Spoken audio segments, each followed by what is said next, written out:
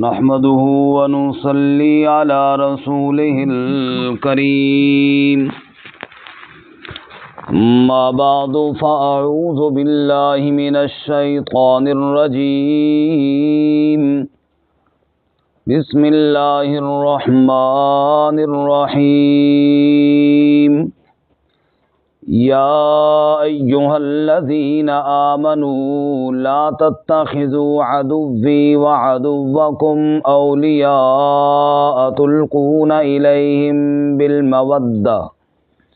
بالمودة وقد كفروا بما جاءكم من الحق يخرجون الرسول وإياكم أن تؤمنوا بالله ربكم إن كنتم خرجتم جهادا في سبيلي وابتغاء مرضاتي تسرون إليهم بالمودة وأنا أعلم بما أخفيتم وما أعلنتم ومن يفعله منكم فقد ضل سواء السبيل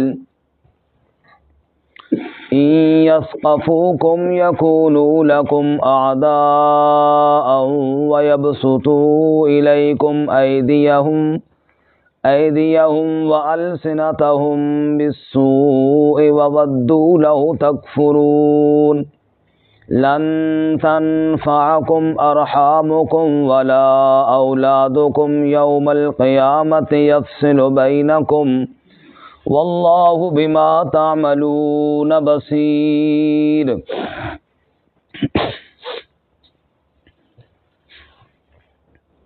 یا ایھا الذین آمنوا، اے ایمان والو، لا تتخذوا عدوی وعدوکم اولیاء، مت بناؤ میرے دشمنوں اور اپنے دشمنوں کو دوست۔ تلقون الیہم بالمودہ، تم ان کی طرف پیغام بھیجتے ہو دوستی کے۔ وقد کفروا بما جاءکم من الحق، اور یقیناً انہوں نے انکار کیا اس کے ساتھ جو تم حق لائے ہو۔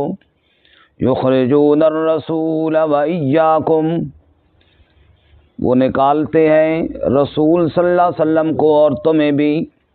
ان تؤمنوا باللہ ربکم، اس لیے کہ تم ایمان لائے اللہ کے ساتھ جو تمہارا رب ہے۔ ان کنتم خرجتم جہادا فی سبیلی، اگر تم نکلے ہو میرے راستے میں جہاد کے لیے۔ وابتغاء مرضاتی، اور میری رضا کی تلاش کے لیے۔ تسرون الیہم بالمودہ، پھر خفیہ ان کی طرف دوستی کے پیغام کیوں بھیجتے ہو۔ وَأَنَا أَعْلَمُ بِمَا أَخْفَيْتُمْ وَمَا أَعْلَنْتُمْ، اور میں خوب جانتا ہوں جسے تم چھپاتے ہو اور جسے تم ظاہر کرتے ہو۔ وَمَن يَفْعَلْهُ مِنكُمْ، اور جو شخص یہ کام کرے تم میں سے، فَقَدْ ضَلَّ سَوَاءَ السَّبِيلِ، بس یقیناً وہ بھٹک گیا سیدھے راستے سے۔ إِن يَثْقَفُوكُمْ يَكُونُوا لَكُمْ أَعْدَاءَ، اگر وہ تم پہ غلبہ پالیں تو تمہارے دشمن بنیں۔ وَيَبْسُطُوا إِلَيْكُمْ أَيْدِيَهُمْ وَأَلْسِنَتَهُمْ بِالسُّوءِ، اور پھیلائیں تمہاری طرف اپنے ہاتھوں اور زبانوں کو برائی کے ساتھ۔ وَوَدُّوا لَوْ تَكْفُرُونَ، اور وہ تو یہ بھی چاہتے ہیں کہ تم بھی کفر کر لو۔ لن تنفعکم ارحامکم ولا اولادکم، ہرگز تمہیں نفع نہ دیں گے تمہارے رشتہ دار اور نہ تمہاری اولاد۔ یوم القیامہ، قیامت کے دن۔ یفصل بینکم، فیصلہ فرمائے گا اللہ تمہارے درمیان۔ واللہ بما تعملون بصیر، اور اللہ تعالیٰ جو تم کرتے ہو اس کو دیکھنے والا ہے۔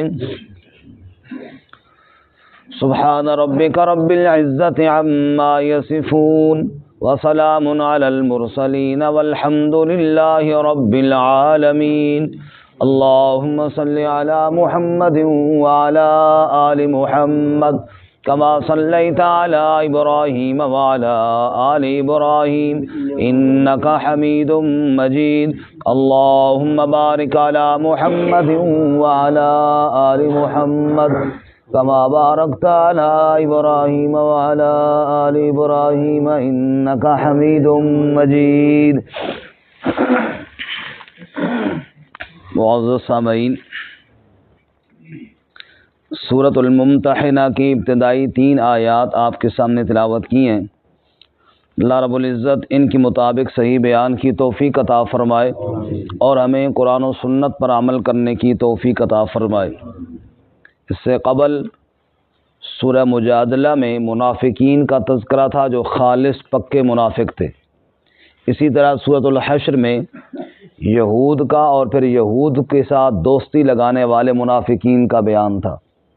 اب سورہ ممتحنہ میں بعض ایسے لوگ جو مخلص ہیں، ایمان والے ہیں، منافق ہرگز نہیں ہیں، لیکن اس کے باوجود دوستی اور تعلق کافروں کے ساتھ بھی رکھتے ہیں، ان کے لیے زجر اور ان کو ڈانٹ اور ان کو منع کیا گیا ہے۔ یعنی ان کے ایمان میں کوئی شک نہیں، ان کے اخلاص میں بھی کوئی شک نہیں، وہ مخلص ہے، مومن ہے، لیکن اس کے باوجود کافروں کے ساتھ کوئی دنیاوی مفاد کے لیے یا ان کے ساتھ اپنے طور پر خیرخواہی کے جذبے سے ان کے ساتھ تعلق رکھتے ہیں، تو اس سے منع کیا گیا ہے۔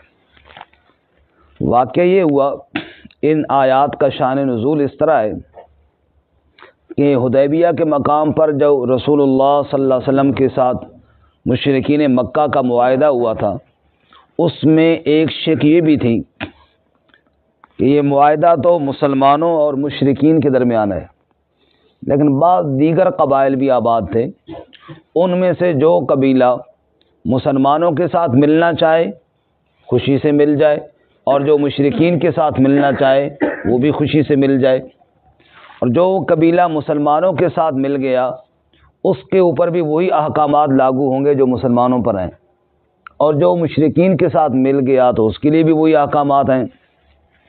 چنانچہ 2 قبیلے تھے، ایک بنو بکر اور ایک بنو خزاعہ۔ بنو بکر مشرکین کے ساتھ مل گئے اور بنو خزاعہ مسلمانوں کے ساتھ مل گئے۔ اب صلح حدیبیہ کے معاہدے کی روح سے مشرکین بنو خزاعہ کے ساتھ بھی اسی طرح لڑائی نہیں کر سکتے تھے جس طرح مسلمانوں کے ساتھ نہیں کر سکتے تھے، اور مسلمان بنو بکر کے ساتھ بھی اسی طرح لڑائی نہیں کر سکتے تھے جس طرح مشرکین کے ساتھ نہیں کر سکتے تھے، کیونکہ معاہدے میں طے تھا جو قبیلہ جس سے مل گیا اس کے لیے وہی احکامات ہیں۔ لیکن مشرکین نے اس معاہدے کی خلاف ورزی اس طرح کی کہ بنو بکر کے کچھ لوگوں نے بنو خزاعہ پر حملہ کیا، اور بنو خزاعہ مسلمانوں کے دوست تھے، بنو بکر مشرکین کے دوست تھے۔ لڑائی کے دوران مشرکین بجائے اس کے کہ اپنے اس قبیلے کو روکتے معاہدے کی وجہ سے، الٹا ان کو تیر پکڑاتے رہے، الٹا ان کے ساتھ تعاون کرتے رہے، اسلحہ پہنچاتے رہے، حتیٰ کہ ان کے کافی بندے انہوں نے مار دیے۔ بنو خزاعہ تو یہ سمجھ رہے تھے کہ ہمارا چونکہ نبی صلی اللہ علیہ وسلم کا معاہدہ ہوا ہے اور ہم نبی پاک کے دوست ہیں تو اب ہمیں کون چھیڑتا ہے، وہ جنگ کی پوزیشن اور تیاری میں نہ تھے۔ تو بنو بکر نے حملہ کیا، مشرکین نے مدد کی، تو ان کے لگ بھگ 100 آدمی مار دیے انہوں نے۔ اب وہ بنو خزاعہ شکایت لے کر رسول اللہ صلی اللہ علیہ وسلم کے پاس گئے، بھائی آپ نے تو کہا تھا کہ آپ ہمارے ہیں اور ہم آپ کے ہیں اور یہ معاہدہ ہے اور کوئی جنگ نہیں ہوگی، تو ہم تو مطمئن تھے ورنہ ہم جنگ کی تیاری کرتے۔ اب اس ہمارے اطمینان کا یہ فائدہ انہوں نے اٹھایا کہ بنو بکر نے ہمارے اوپر حملہ کیا اور مشرکین مکہ نے ان کے ساتھ تعاون کیا۔ رسول اللہ صلی اللہ علیہ وسلم کو اطلاع ملی تو آپ بڑے ناراض ہوئے۔ حضور نے فرمایا انشاءاللہ میں اس معاہدے کی پاسداری رکھوں گا، چونکہ آپ ہمارے حلیف ہیں، ہمارے دوست ہیں، اور جس طرح ہم اپنے ساتھیوں کی حفاظت کرتے ہیں آپ کی بھی کریں گے، اور انشاءاللہ آپ کا بدلہ ہم ضرور لیں گے ان سے۔ آپ نے ان کو مطمئن کر کے بھیجا اور خفیہ طور پر صحابہ اکرام کو جہاد کی تیاری کا حکم دے دیا، اور میں تیاری کرو۔ بس انہوں نے معاہدہ توڑے، حد ہو گئی، کتنے بندے مار دیے اور پھر معاہدے کی خلاف ورزی ہوئی، ہم ضرور بدلہ لیں گے۔ آپ صلی اللہ علیہ وسلم تیاری کر رہے تھے، اور ایک مشہور واقعہ ہے فضائل اعمال میں بھی لکھا ہوا ہے کہ جب ابو سفیان آئے رسول اللہ صلی اللہ علیہ وسلم کے گھر، تو ابو سفیان کی بیٹی حضرت ام حبیبہ رضی اللہ تعالیٰ عنہا نے بستر لپیٹ دیا۔ یہ انہی دنوں کا واقعہ ہے۔ ابو سفیان کیوں آئے؟ کہ انہیں خطرہ محسوس ہوا کہ اب حملہ ہوگا۔ اب اپنی غلطی کا احساس تو ہو گیا کہ ہم نے بنو بکر کے ساتھ تعاون کیا اور انہوں نے جا کے بنو خزاعہ نے نبی صلی اللہ علیہ وسلم کو شکایت لگا دی ہے۔ ابو سفیان بھی آئے نبی صلی اللہ علیہ وسلم سے بات کرنے کے لیے تاکہ صلح برقرار رہے۔ آپ صلی اللہ علیہ وسلم نے کوئی جواب نہ دیا۔ انہوں نے حضرت عمر رضی اللہ تعالیٰ سے بات کی، انہوں نے آگے ٹھیک ٹھاک آپریشن کیا، سنائی ان کو آگے۔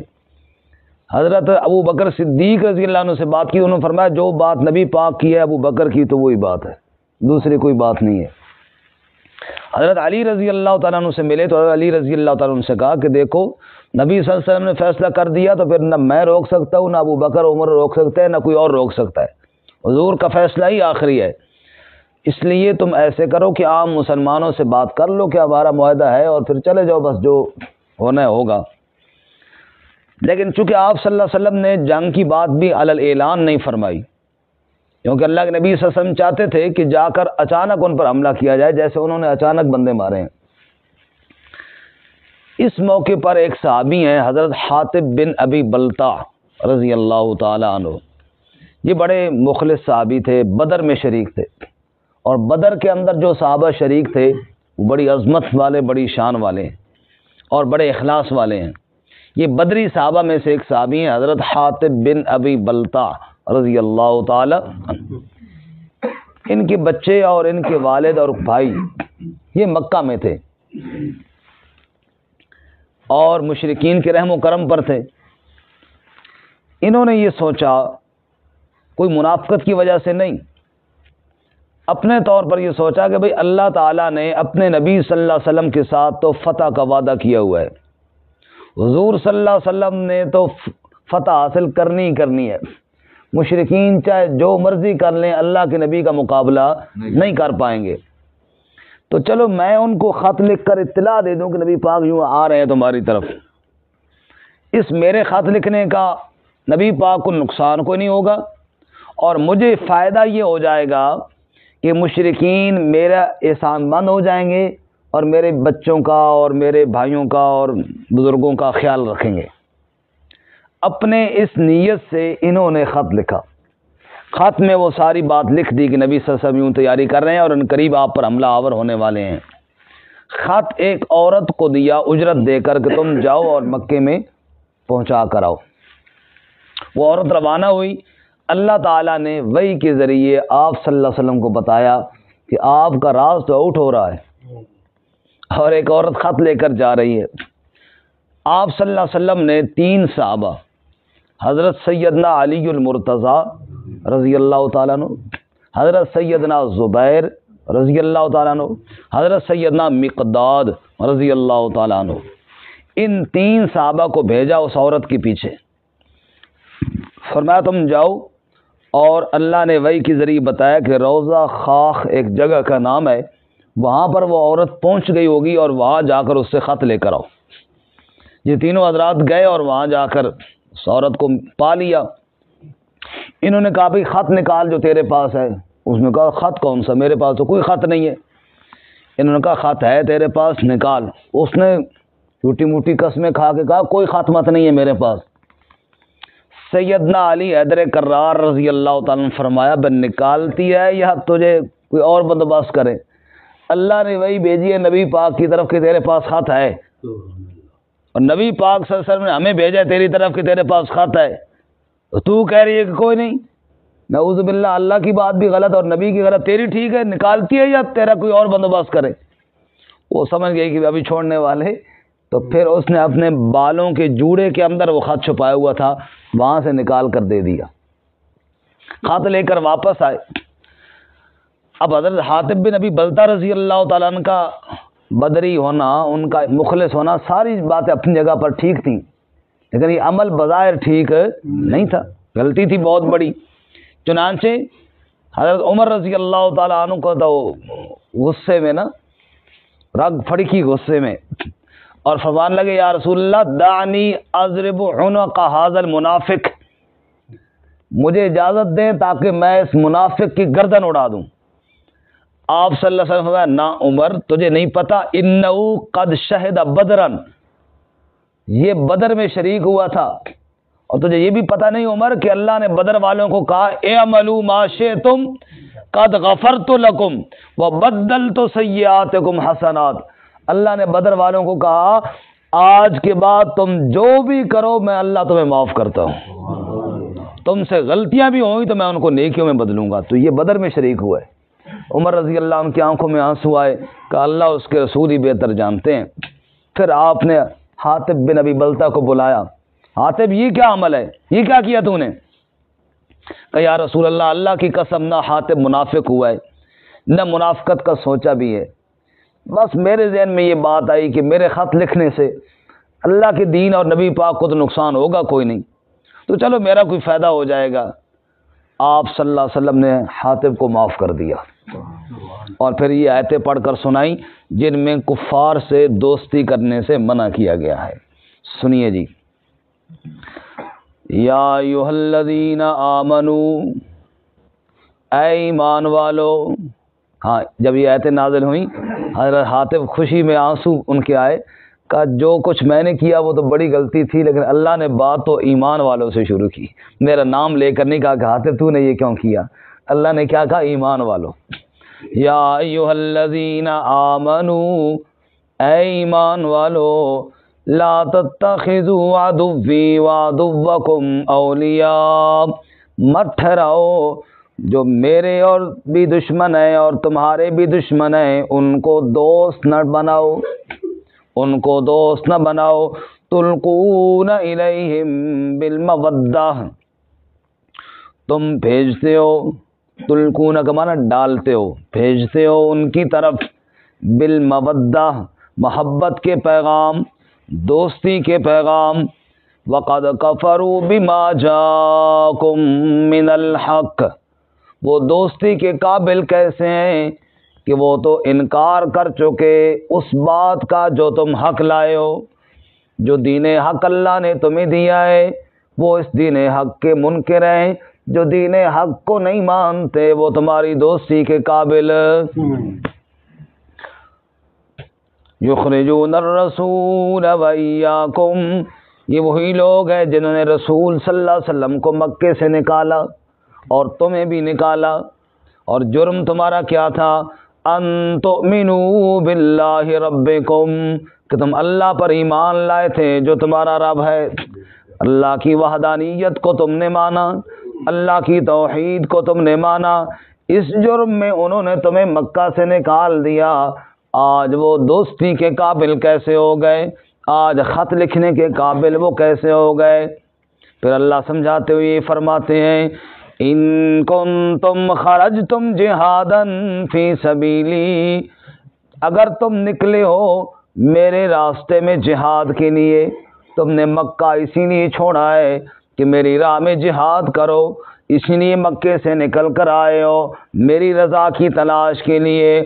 ان کنتم خرجتم جہادا فی سبیلی، اگر تم جہاد کرنے کے لیے نکلے ہو میری راہ میں، وابتغاء مرضاتی، اور میری رضا کی تلاش میں نکلے ہو، جب مجھے راضی کرنے کے لیے ساری محنتیں ہیں، جب مجھے راضی کرنے کے لیے ساری کوششیں ہیں، تسرون الیہم بالمودہ، پھر ان کی طرف دوستی کی باتیں کیوں کرتے ہو؟ پھر میرے دشمنوں کی طرف دوستی کے پیغام کیوں بھیجتے ہو؟ اگر مجھے راضی کرنا چاہتے ہو میرے دشمنوں سے الگ رہنا پڑے گا، مجھے راضی کرنا چاہتے ہو میرے دشمنوں سے دوستی نہیں کرنی ہوگی۔ وَأَنَا أَعْلَمُ بِمَا أَخْفَيْتُمْ وَمَا أَعْلَنْتُمْ، تم کہو گے ہم جی دل سے بڑے مخلص ہیں، اللہ کہتے ہیں میں جانتا ہوں جو تم چھپاتے ہو اور جو تم ظاہر کرتے ہو، میں تمہارے دلوں سے بھی واقف ہوں، ظاہر سے بھی واقف ہوں، دل بھی ٹھیک ہونا چاہیے، ظاہری عمل بھی ٹھیک ہونا چاہیے، صرف نیت کا ٹھیک ہونا کافی نہیں، عمل کا درست ہونا بھی ضروری ہے۔ عمل ٹھیک ہو نیت غلط ہو، کر بندہ کعبے کا طواف رہا ہو، کر اللہ کی راہ میں جہاد رہا ہو، نیت ریاکاری کی ہو پھر بھی غلط ہے، اور کر الاخلاص کے ساتھ رہا ہو لیکن تعلق اور محبت کافروں سے کر رہا ہو، یہ بھی غلط ہے۔ اللہ فرماتے ہیں میں جانتا ہوں جو تم چھپاتے ہو اس کو بھی، جو تم ظاہر کرتے ہو اس کو بھی جانتا ہوں۔ وَمَن يَفْعَلْهُ مِنكُمْ، جس نے یہ کام کیا تم میں سے، فَقَدْ ضَلَّ سَوَاءَ السَّبِيلِ، وہ بھٹک گیا سیدھے راستے سے۔ اگر سیدھے راہ پر چلنا چاہتے ہو، میری رضا حاصل کرنا چاہتے ہو، مجھے راضی کرنا چاہتے ہو، تو پھر کافروں کے ساتھ دوستی کرنے کی اجازت نہیں۔ ساتھ حدیث بھی سن لیجئے۔ قال النبی صلی اللہ علیہ وسلم من احب للہ وابغض للہ واعطى للہ ومنع للہ فقد استکمل الایمان۔ چار باتیں اللہ کے سچے نبی صلی اللہ علیہ وسلم نے فرمائی۔ حضور کہتے ہیں من احب للہ، جس نے محبت کی کسی سے تو اللہ کے لیے، وابغض للہ، بغض رکھا تو صرف اللہ کے لیے، واعطى للہ، دیا کسی کو تو اللہ کے لیے، ومنع للہ، روک لیا نہ دیا تو وہ بھی اللہ کے لیے۔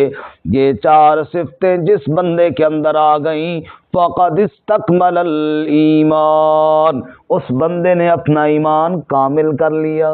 اس لیے اللہ تعالیٰ فرماتے ہیں ان کے ساتھ دوستی نہیں کرنی، ان کے ساتھ بغض کرنے کا حکم اللہ نے دیا ہے۔ ان یثقفوکم یکونوا لکم اعداء، جن کے ساتھ تم دوستیاں کرتے ہو اگر وہ تمہارے اوپر غالب آ گئے تو وہ دوست نہیں تمہارے دشمن بنیں گے، وہ کبھی رحم نہیں کریں گے، کبھی یہ نہیں کھائیں گے کہ چلو جناب یہ بھی ہمارے دوست ہیں، وہ تو تمہارے دشمن ہی بن کر آئیں گے۔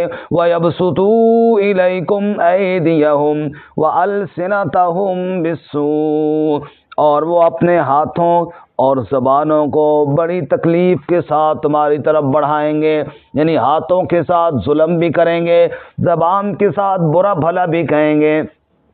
دیکھ لیں مثالیں، جہاں بھی کفار کو تھوڑا غلبہ ملتا ہے گاجر مولی کی طرح مسلمانوں کو کاٹ کے رکھ دیتے ہیں، گھروں کو اجاڑ دیتے ہیں، نسلوں کو برباد کر دیتے ہیں۔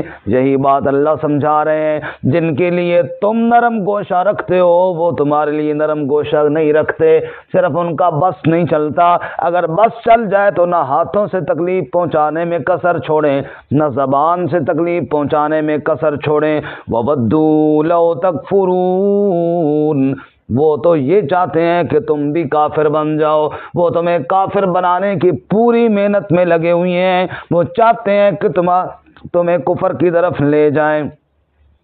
اور دوسری بات، تم اگر رشتہ داروں کی وجہ سے ان سے تعلقات کرتے ہو تو سنو، لن تنفعکم ارحامکم ولا اولادکم یوم القیامہ، نہ تمہارے رشتہ دار کام آئیں گے نہ تمہاری اولاد کام آئے گی قیامت کے دن۔ یفصل بینکم، فیصلہ اللہ فرمائے گا دن قیامت کے۔ واللہ بما تعملون بصیر، جو تم کرتے ہو اللہ اس کو دیکھنے والا ہے۔ خلاصہ یہ نکلا کافروں کے ساتھ دوستی کرنے کی اجازت قطعاً نہیں۔ اللہ تعالیٰ میں عمل کی توفیق عطا